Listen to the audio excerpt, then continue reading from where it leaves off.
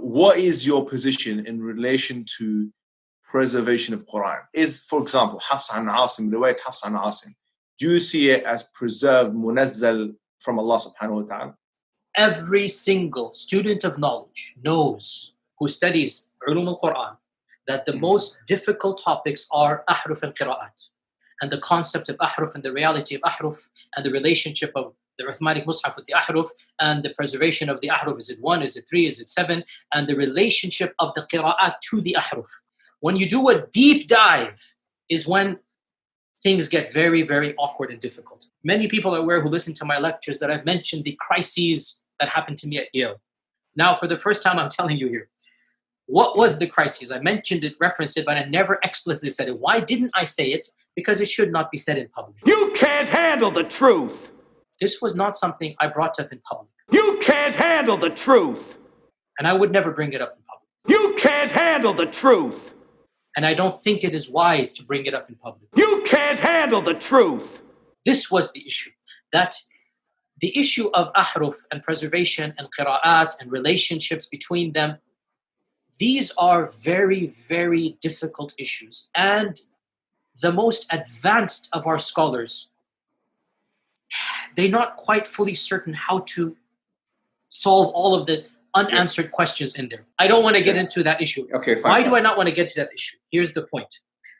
These issues should only be discussed amongst people who know what the qira'at are. You can't handle the truth. What was the crisis? The crisis was very simple. And by the way, this is now a well-known open secret amongst many Muslim graduate students and academics around the world. And this is well-known. Traditional understandings of ahruf and qira'at cannot answer some of these pressing questions that are now being poked by our people outside of, by our academics, not our, by their academics outside of the faith tradition. In a Muslim environment, we'll press a little bit and then we'll say, okay, khalas, sami'na wa ata'na. And that's great, alhamdulillah. When you go to academia, they don't have that red line.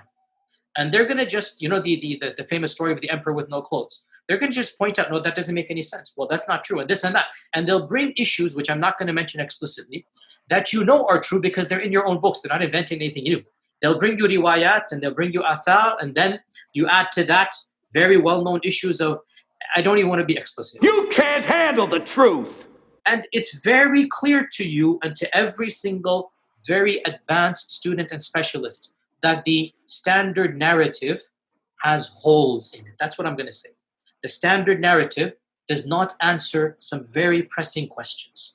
More and more professors and academics are writing stuff and they're bringing forth issues. Their level of now knowledge is leaps and bounds above what it used to be, 100 years ago, And by and large, our ulama in the Eastern world are not aware, by and large, of what's going on in the Western side of things.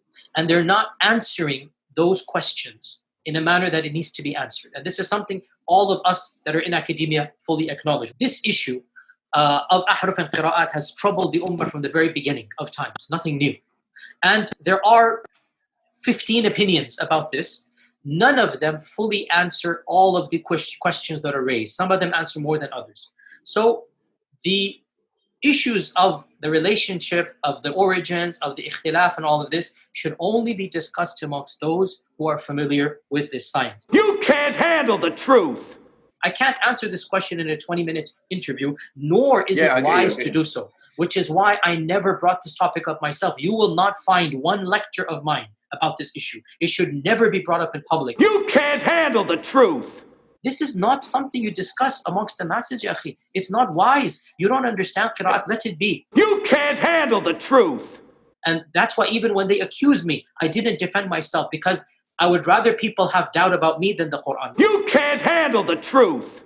What is happening in the last few years is not me anymore. It's the Western academics. These problems are now becoming mainstream. If I were to give you a blank mushaf, and tell you to write what is munazzal verbatim from Allah into that mushaf with no human interference, would you write something which corresponds? It's not an easy answer. It's not an easy yes or no. After we get off this phone call, me and you, let's have a number of discussions. No problem. You can't handle the truth. It is kalamullah. It is But munazzal. what would you write? You're pushing me. You can't handle the truth. All of the qira'at are the Quran. All of the qira'at are authentic. Alhamdulillah. Leave it at that, ya akhi. Beyond this, honestly, I have no problem. We'll have a discussion or take my class. You can't handle the truth.